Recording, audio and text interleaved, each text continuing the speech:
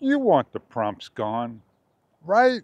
You want to be able to turn the camera on and see the screen, correct? You want to be able to touch the screen and get rid of the prompt every single time.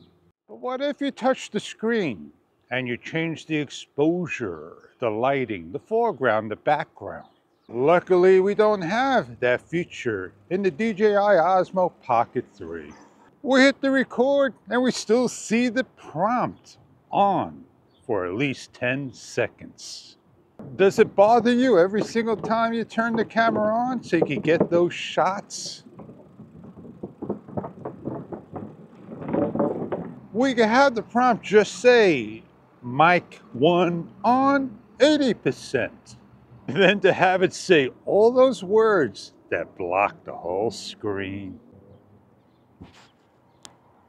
DJI Transmitter 1, I just don't want to read the whole thing to you.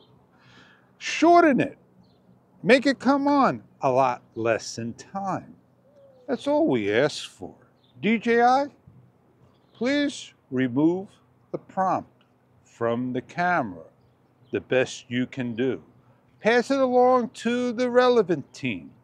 Get back within the Mimo app of the update of firmware V01 04 09 01 with the prompt removed.